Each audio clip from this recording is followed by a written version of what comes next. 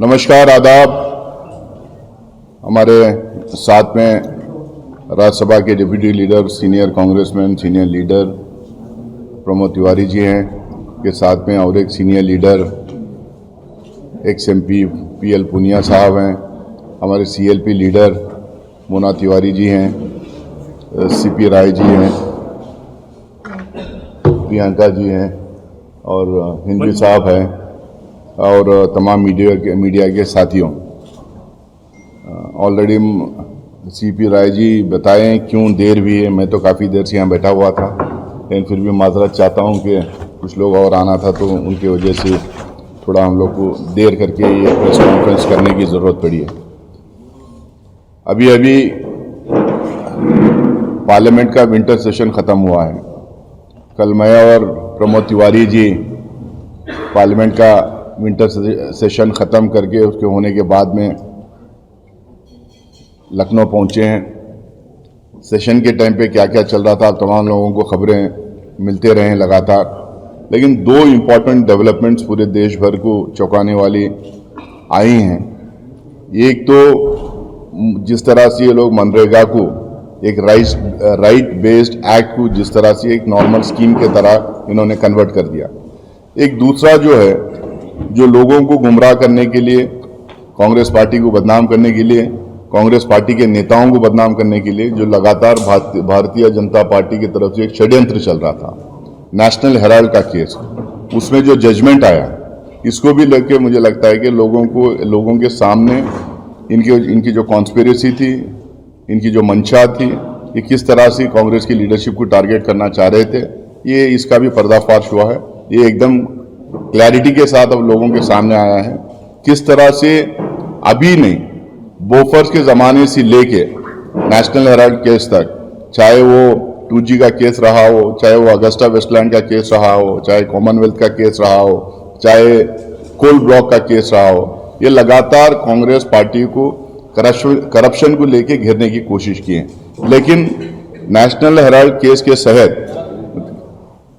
इसके समेत और भी बहुत सारे केसेस में आज तक किसी भी लीडर, कांग्रेस के पार्टी के किसी भी लीडर को या कांग्रेस पार्टी के किसी भी पार्लियामेंटेरियन को इसमें ये लोग दोषी ठहरा नहीं पाए। आज तक कोई भी कन्विक्ट नहीं हुआ किसी भी केस में। 2G केस में किस तरह से सीबीआई कोर्ट ने जजमेंट दिया था तमाम लोगों को पता है। कोल ब्लॉक में किस तरह से मनमोहन सिंह जी को क्लीन चिट मिली थी आप लोग को पता है। उसी तरह से नेशनल हेराल्ड केस में भी एकदम क्लीन चिट गांधी को और दूसरे भी जितने नाम उसमें इन्होंने इन्वॉल्व करने की कोशिश की थी, उसमें एकदम क्लीन चिट मिला है।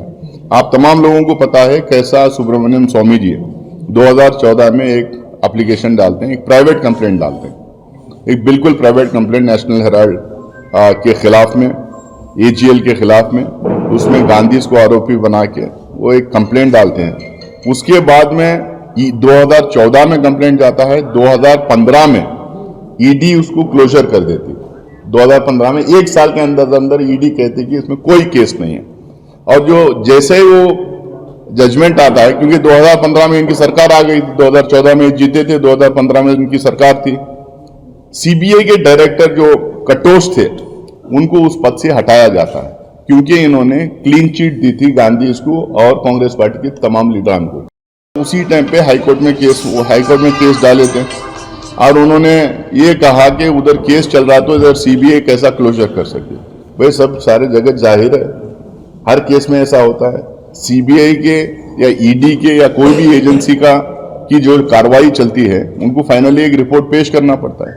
अब रिपोर्ट में अगर कुछ है ही नहीं, वहां पे कोई गलती नहीं की गई, कोई मिसअप्रोप्रिएशन नहीं हुआ, कोई मनी लॉन्ड्रिंग नहीं हुआ, कोई किसी की प्रॉपर्टी ट्रांसफर नहीं हुई, कोई पैसा ट्रांसफर नहीं किया गया, कोई पैसा पकड़ा नहीं गया, तो फिर केस कैसा बनता है? तो केस ही नहीं बन सकता था। तो इन्होंने 2015 में ही, एक साल के अंदर में ही इस केस को क्लोज कर दिया था। अब वहां पे जैसा मैंने बताया कि डायरेक्टर जो कटोच साहब थे उनको ट्रांसफर कर दिया गया, उनसे हटा दिया गया। उसके बाद में सुब्रमण्यम स्वामी जैसा लोग इस तरह के केसेस में एक स्ट्रैटेजी अपनाते हैं, टैक्टिक्स पे उतर आते हैं कि वो लगातार कोर्ट में डेट पे डेट मांग रहे थे, क्योंकि उनके पास कोई सबूत थे नहीं, कोई पेपर थे नहीं, कोई एंट्रीज थे नहीं, कोई रिपोर्ट नहीं थी। तो उनको डेट पे डेट इसलिए लेना था क्योंकि इस केस को आगे जितना खींचेंगे उतना कांग्रेस पार्टी को बदनाम कर सकते हैं, उतना गांधी को बदनाम कर सकते हैं, उसका फायदा चुनाव आफ्टर चुनाव में उसका फायदा उठा सकते हैं, इसीलिए खींचने की कोशिश कर रहे थे। 2016 में ट्रायल कोर्ट जो ट्रायल कोर्ट थी, उसने कहा कि जो ये सीबीआई ये ईडी जो है सिर्फ यहाँ पे फिशिंग क्वेरीज करवा रही है, और जो कंप्लेनेंट है वो भी सिर्फ आके बोल रहे हैं कि ये पेपर्स चाहिए वो पेपर्स चाहिए, इसलिए टाइम पे टाइम हमें चाहिए करके। तो आप सिर्फ इसमें फिशिंग कर रहे हैं, इससे ज्यादा इसमें कोई लगता नहीं है, इसको जल्द से जल्द क्लोज करना चाहिए। 2016 में कोर्ट ने कहा, 2018 में प्रोसिक्यूशन स्टार्ट होता है और इन्होंने कहा कि 2018 में फिर कोर्ट की, 2016 से ये चलते आ रहा है केस, लेकिन आज तक कोई सबूत सामने लाया नहीं गया। आप सिर्फ हर टाइम लेते रहते हैं और इसमें कोई सबूत ना आप ला रहे हैं ना ईडी ला रही है। तो ये कोर्ट जो है बार बार सुब्रमण्यम स्वामी को भी कह रही थी, ईडी को भी कह रही थी, भाई सबूत लाइए, कुछ तो सबूत लाइए, कुछ तो पेपर लाइए, कुछ तो एंट्रीज लाइए, लेकिन कुछ नहीं आया। फिर 2021 में सुब्रमण्यम स्वामी ने कहा कि आईटी उन्होंने गया कि उन्होंने कोर्ट में जाके दिल्ली हाई कोर्ट से स्टे लेके आया प्रोसीडिंग्स के खिलाफ में। क्यों स्टे लेके आया? कि उन्होंने ये बहाना दिया कि आईटी के कुछ पेपर्स चाहिए, उस पेपर्स जब तक नहीं मिल जाते ये केस आगे नहीं बढ़ सकता, ये ट्रायल आगे नहीं बढ़ सकता। उसके ऊपर भी जो है जजमेंट में बाकायदा लिखा है 232nd पैराग्राफ में, अभी जो जजमेंट आया है 232nd पैराग्राफ में क्लियरली लिखा है ईडी और सीबीआई को आपस में पता था, आपस में समझौता हो गया, उनको पता यह था कि कोई सबूत नहीं है, लेकिन फिर भी इस केस को खींचना है करके आपस में ये लोग समझौता करके ये केस को आगे बढ़ा रहे थे ताकि इसका पॉलिटिकल फायदा हो, इसके पॉलिटिकल डिविडेंड्स अपोनेंट्स को, खासकर भारतीय जनता पार्टी को मिलता रहे। ये मैं नहीं कह रहा हूं, जजमेंट में कोर्ट का जो जजमेंट आया है उसमें जज ने 232nd पैराग्राफ में खुद ही कहा। तो इस और उन्होंने फाइनली ये बताया कि according to section 5 of ED private complaint के ऊपर कोई कार्रवाई हो ही नहीं सकती जब तक कोई प्रीमा फेशियल केस उसमें ना हो, जब तक ईडी खुद कुछ सबूत इकट्ठा ना कर दें कोई केस नहीं हो सकता करके इसको क्वैश कर दिया। अब ये मामला क्या है और ये केस क्या है, ये मैं दो तीन मिनट में इसको समझाने की कोशिश करता हूं।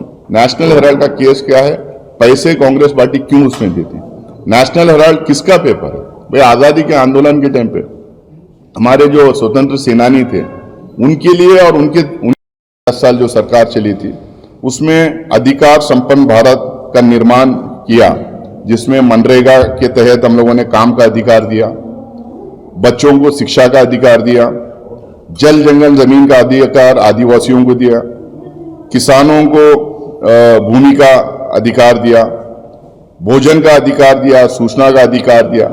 जो राइट्स बेस्ड एक्ट्स जो बोलते हैं, राइट्स बेस्ड एक्ट्स जो बोलते हैं, इसको हम लोग कई ऐसे एक्ट्स लेके ताकि हम लोग को लगा कि हर कैटेगरी को, हिंदुस्तान की आवाम के हर कैटेगरी को उसके राइट्स देना चाहिए। तो उस बैकग्राउंड में कई राइट्स हम लोग लेके आए।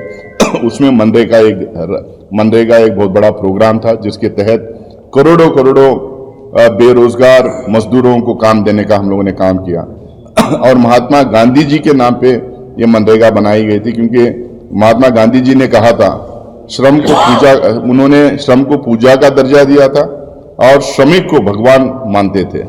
तो उनके नाम से, क्योंकि उन्होंने कहा था कि एकदम लास्ट पंक्ति में जो लोग खड़े हुए हैं उनका ख्याल रखना बहुत जरूरी है। तो मजदूर उनके बहुत करीब थे, मजदूर उनके बहुत नजदीक थे, तो इसीलिए उनका नाम देखिए एक बड़ा प्रोग्राम हम लोगों ने दिया था।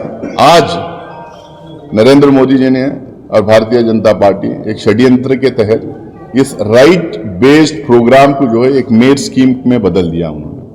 अब कोई मजदूर का कोई राइट नहीं रहेगा, गरीब का कोई राइट नहीं रहेगा, वो कोई काम डिमांड नहीं कर सकते। कांग्रेस पार्टी ये हमेशा मानती थी और आज भी ये मानती है कि जो भी हिंदुस्तान में पैदा होगा उसको जो उसका एक हक होना चाहिए कि वो एम्प्लॉयमेंट डिमांड करे। खासकर गरीब जो लोग बिलो पॉवर्टी लाइन जो लोग जीते हैं उनको बिल्कुल ये राइट होना चाहिए कि वो डिमांड करे कि हमें काम दिया जाए और वो तय करे कि वो काम कहाँ करें। तो एक बहुत बड़ा राइट था अब उस हक को भारतीय जनता पार्टी छीनने का काम की है। अब इसमें 2014 से अगर हम देखेंगे, ये पहले किसानों की जमीन छीनने का काम की,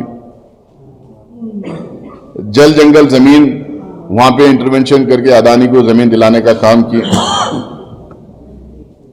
काले कानून लाके किसानों के जमीन खेत कल्याण को छीनने का काम कर रही थी। अब मजदूरों से उनकी रोजी रोटी छीनने का काम कर रही है। अब इसमें 3-4 बहुत ही इंपॉर्टेंट पॉइंट्स हैं जिसके तहत जो है इस पूरे प्रोग्राम को इन्होंने एकदम बिल्कुल ऐसा बना दिया जिसमें मजदूरों का कोई रोल नहीं रहेगा, मजदूरों का कोई राइट इसमें नहीं रहेगा। जिस तरह से इन्होंने पूरे बिल को फ्रेम किया है उसमें एकदम जो है, हम लोग जब ये मनरेगा लेके आए थे, हम लोग वाइड रेंजिंग कंसल्टेशंस किए थे, जितने स्टेक होल्डर्स थे उनसे कंसल्टेशन करने का काम हम लोग किए थे।